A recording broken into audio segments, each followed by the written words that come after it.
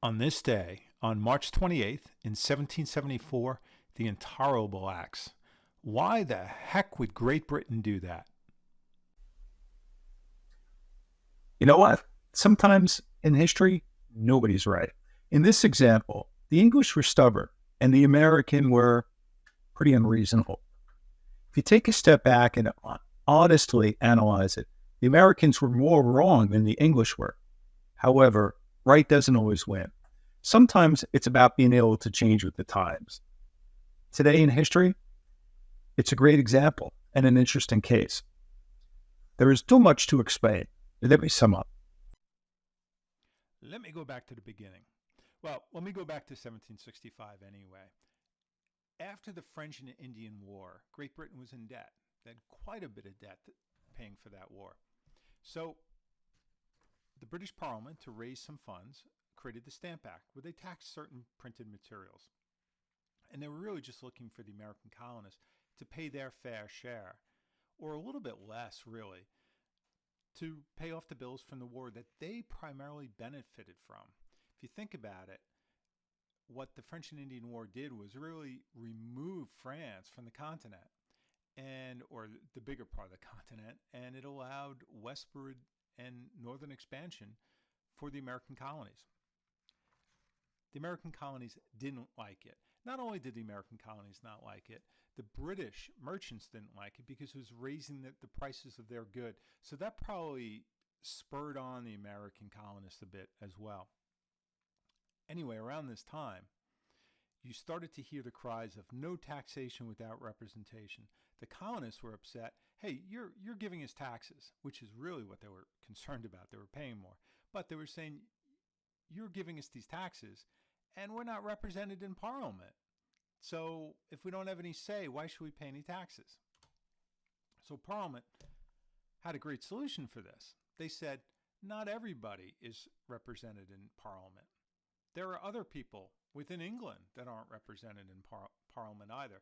So we represent all of Great Britain. So we are representing you. And the American colonists weren't having any of that. They weren't buying into it at all.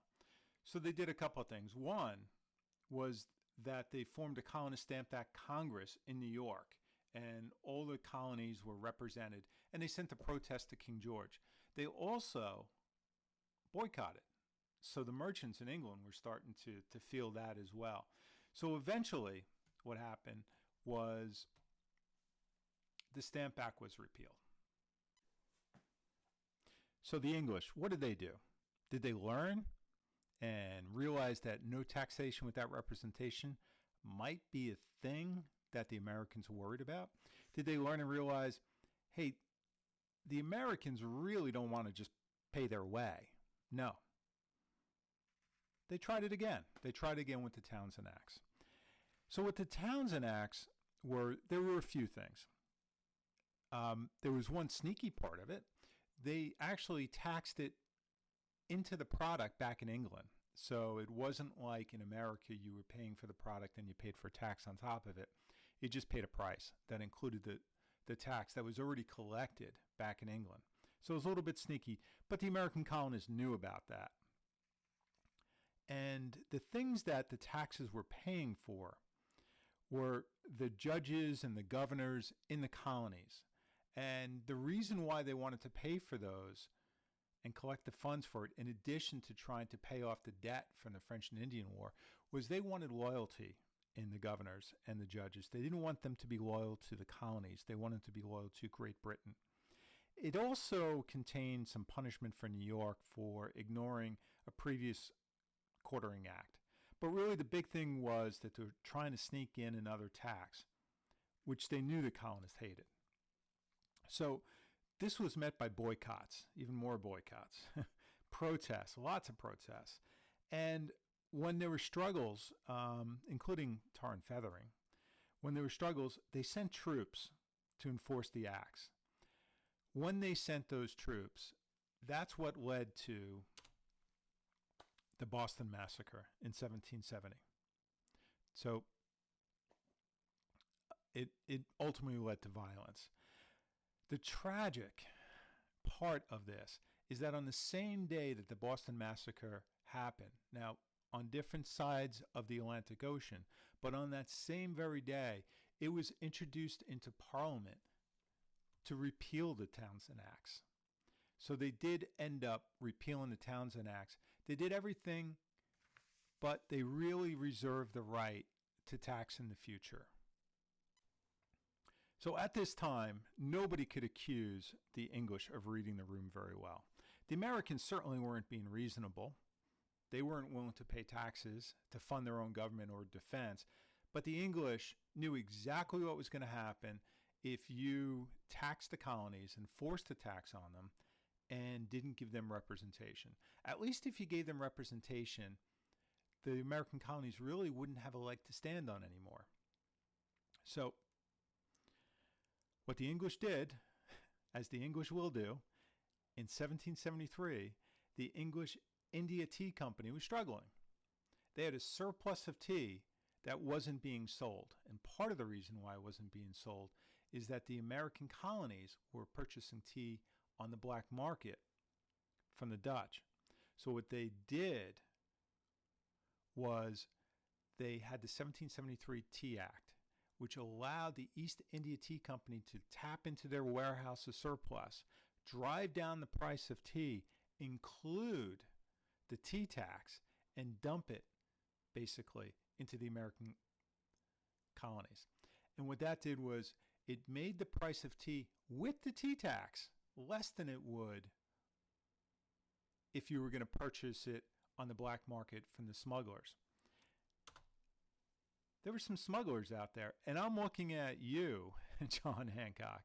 There were some smugglers out there that weren't too happy about this. Now, this legal tea with the tea tax was cheaper than what John Hancock and other smugglers were smuggling in from the Dutch. So, late 1773 in December,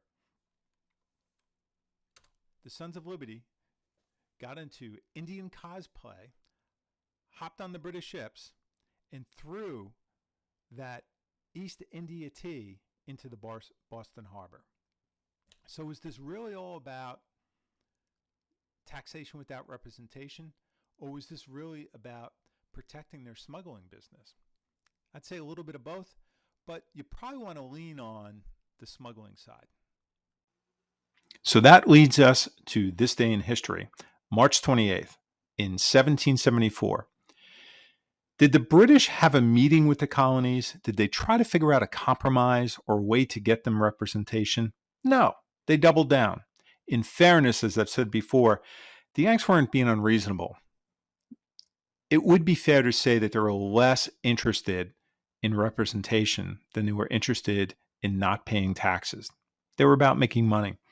So the British Parliament on this day in 1774, on March 28th, they passed the Coercive Acts, or as known in the American colonies, the Intolerable Acts. The Intolerable Acts, or as they're called in England and in Canada, the Coercive Acts. First one was they closed Boston Harbor.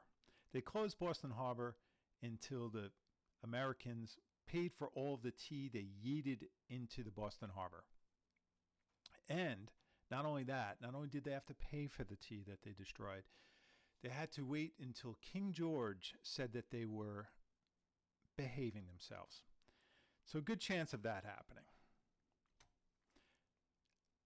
A biggie is that they took away the Massachusetts Charter.